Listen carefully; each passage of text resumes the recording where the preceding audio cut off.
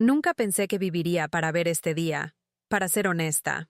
Para quien no me conoce, mi nombre es Sofía Núñez, y pasé mis últimos 15 años de vida respirando ese olor característico, metálico y un poco dulce, de la UCI pediátrica. En serio, 15 años. Empecé muy joven. Me gradué en la época en que se aprendía mucho más en la práctica, a pie de cama, que en las aulas de la universidad. La vida era más simple, ¿saben? Mi enfoque siempre estuvo en los bebés y en los niños, en esa fragilidad que te exige el doble de atención y cariño. Yo no tenía el título de licenciada, el tal requisito moderno, pero tenía un currículum de cicatrices emocionales y victorias que ni el papel aguanta. El problema es que, desde hace un tiempo, la experiencia se convirtió en polvo, y lo que valía era el papel. Todo esto escaló con la llegada de ella, la doctora Elisa Costa, la supervisora de enfermería que parecía haber salido de un catálogo de moda, pero con una mirada que te congelaba por dentro. La historia que voy a contar sucedió un día que comenzó como todos los demás, un martes gris a finales del año pasado, pero que tenía un peso diferente en el aire. Elisa era el tipo de persona que no caminaba, se deslizaba por el pasillo, sin hacer ruido, lo que por sí solo ya daba escalofríos. Tenía esa manía de usar batas impecablemente blancas, que parecían recién sacadas del paquete, y un perfume floral fuerte, que en la UCI pediátrica, un lugar que se preocupa por los olores neutros, era casi un insulto. Pero lo más extraño en ella era la ceja izquierda, ligeramente más alta que la derecha, lo que le daba un aire de eterna duda y desdén, como si todo lo que dijeras o hicieras fuera una broma de mal gusto. Yo intentaba ignorarla, enfocarme en el panel de monitores que parecía un árbol de Navidad caótico, pero el peso de la humillación pública que ella me imponía era constante. Recuerdo haber llegado ese día a las 7 de la mañana, el turno de la noche entregándome el relevo y la sensación de que algo iba a salir mal. No era un presagio sobrenatural, era solo la acumulación de meses de tensión, donde cada mirada suya era un recordatorio silencioso de que, para el sistema, yo era invisible, una pieza antigua y desechable en la maquinaria. El turno comenzó de forma tibia, como el agua que usamos para esterilizar los instrumentos, ni caliente ni fría, solo funcional. Pero yo cargaba ese peso bajo la bata. ¿Saben? Recuerdo perfectamente una reunión de traspaso de turno de la semana anterior, cuando sugerí que cambiáramos la forma en que se organizaba el stock de medicamentos de emergencia, ya que estaba generando pequeños, pero peligrosos, retrasos. Elisa, con esa sonrisa de lado que tenía, me interrumpió y dijo, lo suficientemente alto para que todos escucharan, que el flujo de trabajo moderno exige mentes modernas, y no consejos basados en suposiciones de quien se quedó en el tiempo. La humillación me hizo sentir un calor subiendo por el cuello, pero tragué saliva. En ese día específico, yo era responsable del Box 4, donde estaba Mateus, un niño de 6 años, luchando contra una infección oportunista rara, con un respirador que silbaba a un ritmo hipnótico y aterrador. Su piel era de un blanco casi translúcido, y sus pestañas largas hacían sombras ligeras en las mejillas. Mi deber era ser los ojos y los pulmones de ese niño. La primera señal de que ese día no sería normal llegó en la pausa del café, alrededor de las 10 de la mañana. Yo estaba en 1960, la cafetería, tomando mi café negro, fuerte, como solo les gusta a las enfermeras de UCI, cuando la supervisora de nutrición, doña Fátima, una mujer de unos 60 y pocos años, con cabello blanco recogido en un moño firme y que usaba gafas de montura dorada colgadas de una cadenita, se acercó a mí, pareciendo nerviosa. Fátima no era de chismes, era de hechos. Tosió de una manera seca y, mirando alrededor como si tuviera miedo de que las paredes tuvieran oídos, me llamó a un rincón, cerca del dispensador de agua. Me dijo en un susurro ronco que el señor Alencar, aquel filántropo billonario, el mismo que tuvo a su nieto internado allí unos 2 años atrás con una neumonía grave, Estaba en el ala administrativa y había preguntado por mí. Había pedido específicamente que nadie informara a la doctora Elisa sobre el interés. Eso no era normal. Le advertí a Fátima que no era el mejor momento para especulaciones y volví a mi puesto. Pero esa información comenzó a taladrar en mi cabeza, como una arritmia insistente en el monitor. El señor Alencar era una figura casi mítica en el hospital. No era solo dinero, era el peso moral. Recuerdo a su nieto, un niño llamado Lucas, con cabello color fuego y pecas que parecían polvo de oro en la cara, que pasó 2 meses con nosotros. Yo fui su enfermera principal. Pasé horas sentada leyéndole Harry Potter a Lucas, ajustando el volumen de la voz para no molestar a los otros pacientes. Él tuvo una mejoría lenta, pero constante, y el señor Alencar vio de cerca cuánto la presencia y la intuición de la enfermería valen más que cualquier protocolo de papel. Él era el único que me veía de verdad, y no solo mi historial académico incompleto. Alrededor del mediodía, el caos comenzó de forma sutil. Estábamos con un turno incompleto porque, según Elisa, el equipo estaba muy caro y había recortado las horas extras. Uno de nuestros pacientes, el Box 7, un bebé recién llegado con una cardiopatía compleja, comenzó a presentar saturación inestable. Yo estaba en la punta del Box 4, pero mi mirada estaba fija en los números cayendo en el Box 7. La enfermera responsable, Carol, estaba visiblemente estresada.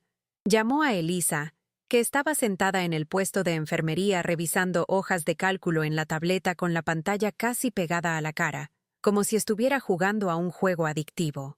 Elisa ni siquiera levantó la cabeza. Le ordenó a Carol seguir el protocolo A38 y dejar de crear pánico. Yo sabía, por el sonido agudo y rítmico de la alarma de frecuencia cardíaca del niño, que el A38 no sería suficiente. Necesitábamos una evaluación médica urgente para considerar un ajuste de droga. Sentí ese nudo en la garganta. La misma sensación de cuando sabes que un desastre está viniendo en cámara lenta y no puedes hacer nada. Me acerqué a Elisa, que tenía un bolígrafo de lujo, plateado y extrañamente grueso, en las manos. Le dije, con la voz baja y controlada, que la situación del Box 7 estaba escalando rápido y que deberíamos activar al residente senior. Se quitó las gafas de lectura, me miró con la ceja alta, y sus palabras vinieron con un tono de hielo seco. Enfermera Núñez, su función es administrar el Box 4. Yo soy la supervisora, y yo gestiono el flujo y al personal. Regrese a su puesto y deje que la práctica basada en la evidencia sea guiada por quien tiene el título para tal. El desprecio era palpable. Volví, pero el sonido del monitor del Box 7 era un grito silencioso que solo nosotras, las enfermeras de Minha de Sontoste Campo, podíamos oír de verdad. Aquel momento fue el punto de inflexión. Sentí el olor a ozono, que siempre precede a la descarga de adrenalina en la UCI, y supe que necesitaba actuar, pero con inteligencia y discreción. El bebé en el Box 7 tuvo que ser intubado minutos después, una emergencia que Elisa intentó minimizar llamándola intercurrencia manejable. Fue un espectáculo de horror silencioso. Mientras el médico y Carol luchaban para estabilizar al pequeño, sentí un toque suave en mi hombro. Era el doctor Paulo, el jefe de la UCI, un hombre con ojos cansados de quien vio demasiado, pero con una calma que irradiaba experiencia, y que siempre me trató con respeto. Él no dijo una palabra sobre el Box 7, pero sus ojos lo dijeron todo. Él vio la negativa de Elisa y el riesgo que corrimos. Simplemente me entregó una nota doblada de forma minuciosa, como un origami de papel de receta, y dijo: Sofía, te necesito en la sala de reuniones B. Ahora. Es urgente y confidencial. Miré la nota. La letra era elegante y firme, inconfundible. Era la caligrafía del señor Alencar. Mi corazón se aceleró a un ritmo que rivalizaba con las alarmas de la UCI. Fui hasta el puesto de enfermería, donde Elisa todavía estaba enfocada en la tableta, y dije, solamente. Fui llamada a la sala de reuniones B por el doctor Paulo. Ella ni siquiera me miró. Solo hizo un ruido gutural de desinterés y asintió con la cabeza, como si estuviera despidiendo a un repartidor. El camino hasta la sala B parecía el doble de largo. Podía sentir el peso de mi bata. Mis piernas parecían de plomo. Cuando entré, la sala B estaba mal iluminada. Las persianas estaban cerradas, dando al ambiente un aire de conspiración. Sentado a la mesa, que era de roble macizo y brillaba con una cera fuerte, estaba el señor Alencar. Tenía un traje azul marino caro, pero los zapatos, extrañamente, estaban un poco sucios de barro, como si acabara de salir de un jardín. El señor Alencar me saludó con un apretón de manos firme y una sonrisa que no llegaba a ser alegre, pero que transmitía una confianza inquebrantable. Él no se anduvo con rodeos. Fue directo al grano, con una voz grave y ligeramente ronca, como si hubiera pasado la vida dando órdenes. Comenzó diciendo: «Enfermera Sofía, yo vi cómo trató a mi nieto, Lucas. No el protocolo de papel, sino su alma en el trabajo. Usted vio lo que la burocracia y la falta de sensibilidad pueden hacer en la salud. Me enteré, por mis ojos en la administración, de los desafortunados comentarios de la supervisora Costa sobre sus calificaciones, y eso me indignó profundamente. La verdadera calificación está en la práctica, en el tiempo de vuelo». Se inclinó sobre la mesa, y pude sentir el olor de un perfume amaderado sutil, pero de altísima calidad. Tengo el poder de cambiar las cosas, pero necesito evidencia irrefutable, algo que vaya más allá del chisme y las impresiones. Y fue allí, en ese momento, que él me presentó el plan que cambiaría mi vida. Me ofreció la financiación total para un nuevo programa, algo que él llamó Mentoría de Excelencia de Campo. La idea era crear un canal directo entre la línea de frente y la alta administración, ignorando la cadena de mando intermedia que él consideraba viciada.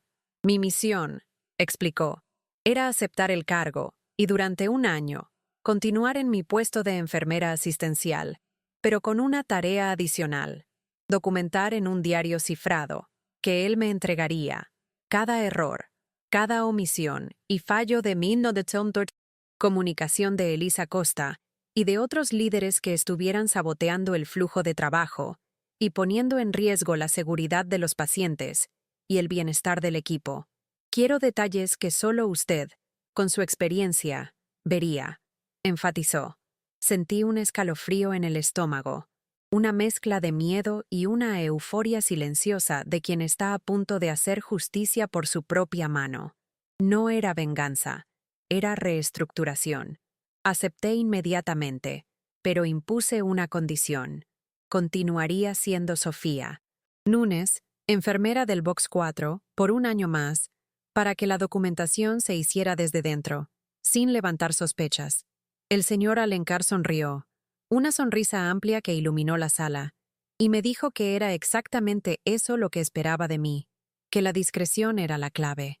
Sacó del bolsillo interior de su chaqueta un pequeño pendrive de metal cepillado, pesado y frío, con un único símbolo grabado, la figura estilizada de un pájaro, pareciendo un halcón. «Este es su diario de a bordo», susurró. «Todas las noches antes de dormir usted inserta los datos. Se autodestruye si se conecta a cualquier red que no sea la mía». La seriedad de él me hizo temblar. Esa tarde, volví al turno con un peso diferente en mis hombros. Ya no era solo una enfermera desvalorizada, era una agente secreta, una historiadora de la verdad clínica. El bebé del Box 7, afortunadamente, estaba estable después de la intubación, pero la extenuación del equipo era visible. Elisa, ajena a todo, mandó un email a todos, alabando su rápida gestión de la crisis y adjuntando un protocolo genérico de ventilación mecánica que sacó de un artículo de 2018. Leí el email en mi smartphone y, mientras estaba allí, anoté mentalmente la primera entrada de mi diario. Omisión deliberada de escalada de riesgo. Box 7. Debido a enfoque en burocracia, seguida de autopromoción engañosa. Evidencia. Alarma sonando 4 minutos antes de la intubación. Email a las 16:30. El sonido de los monitores, antes irritante, Ahora parecía la banda sonora de mi nueva y peligrosa misión. Los meses siguientes fueron una locura silenciosa. Desarrollé una memoria fotográfica para fallos. El diario, que yo cariñosamente llamaba Halcón por el símbolo, se convirtió en mi confidente. Documentaba todo. La vez en que Elisa rechazó la sugerencia de la limpiadora, que tenía 25 años en la casa y sabía lo que hacía, sobre un producto de limpieza más eficaz contra un hongo raro, solo porque la sugerencia no vino de un artículo revisado por pares. El día en que hizo una reunión de 2 horas sobre la estandarización de los colores de los bolígrafos, mientras 3 nuevos pacientes esperaban ser triados en el pasillo de la emergencia pediátrica, y su insistencia en pedir informes en papel con membrete, consumiendo horas preciosas de enfermería que deberían estar a pie de cama. Ella creó un muro de papel entre la experiencia y la práctica, y yo estaba catalogando cada ladrillo. La presión era insoportable. Tenía que mantener la fachada de una enfermera senior, experimentada, pero sumisa, mientras por dentro hervía con la injusticia y el riesgo inminente que Elisa representaba. Ella, por su parte, estaba más arrogante que nunca. Había comenzado a usar un broche de plata, pequeño y en forma de corona, que parecía simbolizar su superioridad académica. Una mañana, vio a Patricia, una colega nuestra recién graduada y muy dedicada, llorando escondida en el vestuario, después de ser reprendida por haber olvidado un campo en 1900. La planilla de indicadores de calidad. Elisa ni siquiera preguntó qué pasó, solo dijo, con la voz aburrida, que los errores operacionales son la razón por la cual necesitamos más licenciados y menos gente emocional. Ese día, la entrada del Halcón tenía 12 líneas de puro desahogo y evidencia de la deshumanización del ambiente de trabajo. Los 12 meses se arrastraron, cada día pareciendo tener el triple de horas. El Halcón estaba lleno, con datos brutos, gráficos de tiempo de respuesta en 1906, emergencias comparando mi intuición con los protocolos atrasados de Elisa, y testimonios anónimos de otros colegas que, viendo mi discreción, confiaban en mí para contar los fallos de comunicación que habían presenciado. Mi relación con el señor Alencar era de extrema discreción. Él me enviaba emails enigmáticos sobre la salud de nuestra inversión, y yo respondía con la frecuencia de actualizaciones del Halcón. Desarrollé la manía de mirar por encima del hombro, una paranoia justificada de ser descubierta. En ese día específico, la fecha final de mi plazo, el aire en la UCI estaba cargado, pero no de enfermedad. Estaba cargado de electricidad estática, de esas que preceden a una tormenta. Era un jueves, y Elisa había programado una reunión obligatoria con todo el equipo para presentar un workshop de mejoramiento de currículum, enfocándose en la importancia de buscar el título de licenciado. Su tono era condescendiente, como siempre. Usaba un labial rojo vibrante que parecía tragarse la luz de la sala y gesticulaba con sus manos de uñas perfectamente hechas, como si estuviera dirigiendo una orquesta de incompetentes. Estaba a punto de citar, por enésima vez, mi nombre como el ejemplo vivo de estancamiento, cuando la puerta de la sala de reuniones B se abrió con un estruendo suave, pero definitivo.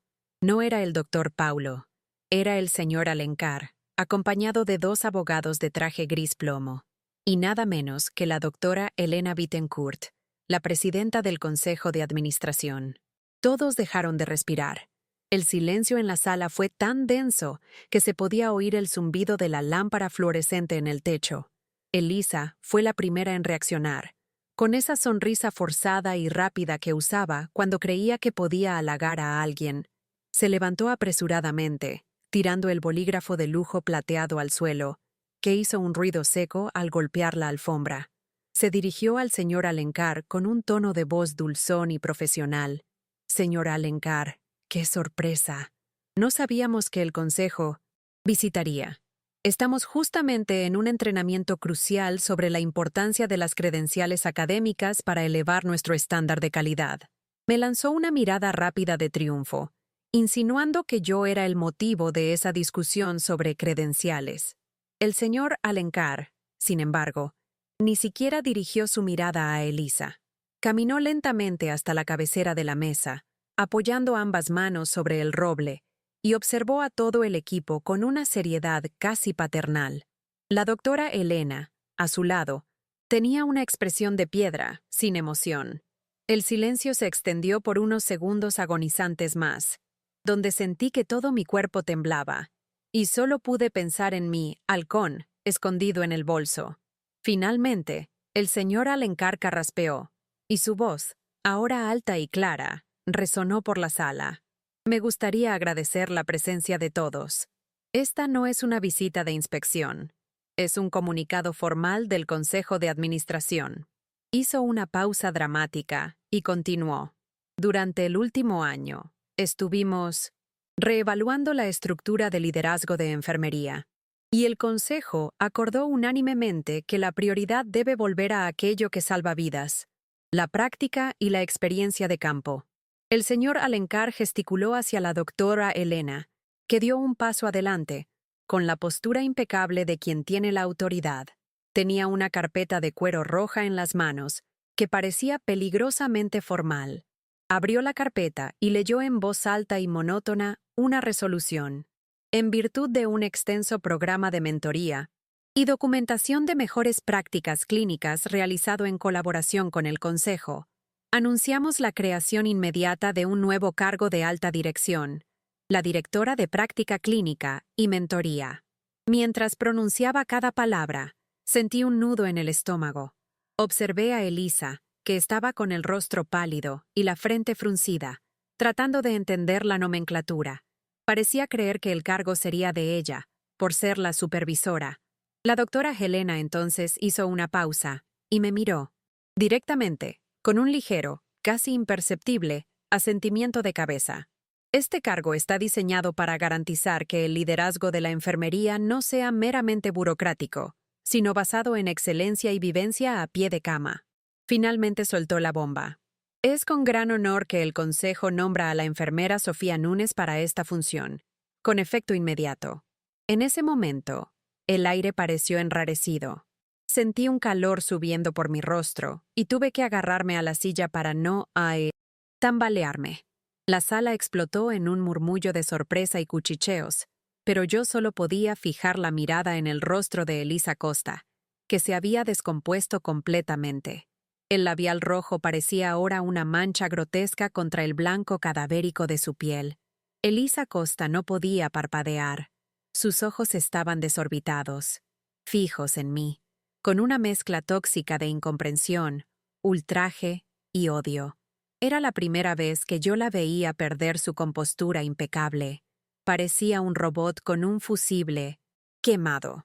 Intentó balbucear algo, probablemente alguna defensa sobre su diploma o su gestión moderna, pero el señor Alencar la interrumpió con un gesto firme de la mano, que era más autoritario que cualquier grito. Me miró, y su sonrisa finalmente se abrió de verdad, una sonrisa de satisfacción. Dijo: Sofía, tu primera responsabilidad como directora es implementar inmediatamente la reestructuración de las reglas de liderazgo. La práctica clínica tiene la primacía. Tienes la autonomía del Consejo para priorizar la experiencia de campo sobre los meros títulos académicos. Me levanté, y toda la sala parecía estar en cámara lenta. Sentí la fuerza y el peso de mi bata de vuelta, pero ahora cargaba el poder de 15 años de experiencia. No necesité un discurso elocuente. Mi voz salió tranquila, pero con una firmeza que ni yo sabía que tenía. Mi primera acción, basada en la documentación de fallos sistémicos y riesgos innecesarios para los pacientes, es la redefinición del cargo de supervisora de enfermería, declaré, mirando directamente a Elisa. A partir de este momento, la señora Elisa Costa es degradada al puesto de enfermera asistencial senior. Su nueva función será reportarme a mí, diariamente, sobre la implementación de las nuevas, mejores prácticas de campo, priorizando la seguridad del paciente y el bienestar del equipo.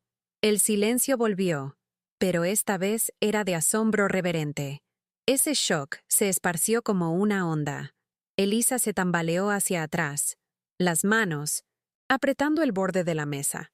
Su rostro adquirió un tono que rozaba el púrpura. Intentó argumentar, señalándome con el dedo. Esto es un absurdo. No tiene base legal. Yo tengo una licenciatura moderna.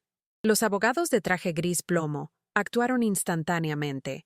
Uno de ellos, con una voz de barítono profunda y aburrida, le entregó a Elisa una carpeta delgada y dijo: «Doctora Costa, aquí está el comunicado oficial del Consejo de Administración, detallando la reestructuración y su nueva descripción de cargo. Su contrato ha sido revisado y es legalmente vinculante debido a la cláusula de performance y adecuación comprobada. El nuevo cargo de directora de práctica clínica tiene precedencia. Agradecemos sus servicios como supervisora». La frialdad y la velocidad de la respuesta la desarmaron por completo. Cogió la carpeta, pero parecía que estaba sosteniendo un ladrillo caliente. El resto de la reunión fue un borrón de transición. El señor Alencar y la doctora Elena Bittencourt se retiraron rápidamente, dejándome a mí y al doctor Paulo, que ahora parecía haberse quitado 10 años de estrés de encima, para gestionar la euforia y la confusión del equipo. Yo sabía que necesitaba ser profesional y no triunfalista. Miré a Elisa, que todavía estaba parada, el labial rojo pareciendo fuera de lugar en el nuevo contexto. Estaba derrotada. Me acerqué a ella, manteniendo una distancia respetuosa, y dije: «Elisa, tu primera tarea es organizar los documentos del Box 4, que ahora es tu puesto fijo. Y recuerda, la excelencia de la práctica es prioridad». Usé sus palabras contra ella, pero con un tono que era solo el de una superior dando una orden clara. Sentí una punzada de lástima, pero la justicia por el tiempo que ella desperdició y por las vidas que puso en riesgo habló más fuerte. Ese día terminó con una sensación extraña de epifanía y agotamiento. El turno, que había comenzado con la rutina opresiva, terminó con el equipo mirándome con una mezcla de gratitud y fascinación. Nadie más temía a la doctora Elisa Costa, que ahora estaba sentada rígidamente en el Box 4, hojeando las fichas de forma mecánica. Era una caricatura de sí misma. Me quedé en la UCI hasta tarde, no para supervisar, sino para conversar con cada enfermera, una por una, escuchando las quejas que antes eran ignoradas y las sugerencias que eran etiquetadas como suposiciones. La primera cosa que hice como directora de práctica clínica fue romper simbólicamente el protocolo A38 de emergencias y convocar una reunión para reescribirlo, esta vez basado en las experiencias reales de las enfermeras de campo, aquellas que sabían el sonido exacto que una alarma hace antes de convertirse en una catástrofe. Al final de la noche, exhausta, estaba sola en el puesto de enfermería, tomando otra taza de café frío. Miré el reloj digital, que marcaba las 23:45, y mi bata, que ahora tenía una pequeña credencial metálica y reluciente, con el título Directora de Práctica Clínica y Mentoría. Todavía no había entendido todo, pero había una cosa concreta: mi experiencia, mis madrugadas sin dormir, mi conocimiento de los patrones respiratorios de cada niño de esa UCI, mi tiempo de vuelo. Todo eso finalmente había vencido la arrogancia del papel y del título.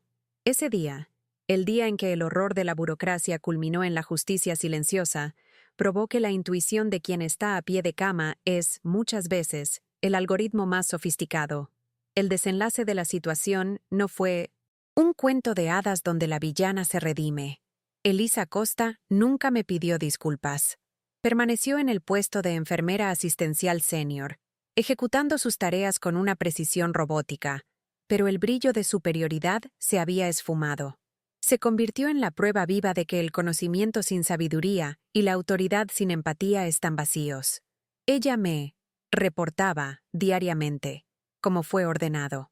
Recuerdo la primera vez que tuvo que entregarme un informe sobre las mejores prácticas. Era un documento impecable, lleno de citas bibliográficas.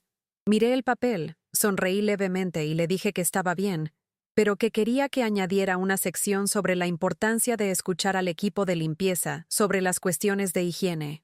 Su expresión al tener que incluir la sugerencia de alguien sin un diploma de licenciado fue mi momento de justicia final. Con el tiempo, la UCI pediátrica cambió. Implementamos el programa Sofía Núñez de Mentoría de Campo, que priorizaba la experiencia de los veteranos, como yo y doña Fátima, que, por cierto, ganó un cargo de consultora de bioseguridad. El ambiente se volvió más ligero, menos tenso. Las alarmas en los monitores parecían menos estridentes porque la comunicación fluía. Hoy, mirando hacia atrás, todavía siento el escalofrío de aquel día. La adrenalina de la sala de reuniones B. El señor Alencar, que se convirtió en un mentor silencioso, me dijo una vez que yo era como un halcón, esperando pacientemente el momento justo para atacar a la presa, que en este caso era la ineficiencia del sistema. Y él tenía razón. Yo no era una persona de guerra, pero era una persona que defendía a mi equipo y a mis pequeños pacientes. Sé que esta historia parece sacada de una película, un giro improbable donde la experiencia vence a la burocracia. Pero es mi historia. Es lo que sucede cuando alguien en la cima, como el señor Alencar, decide realmente mirar a quien está en la trinchera. Todavía no tengo un diploma de licenciado, y ni lo necesito. Mi título ahora es la prueba de que la vida salvada en la práctica vale infinitamente más que cualquier línea escrita en un currículum académico moderno.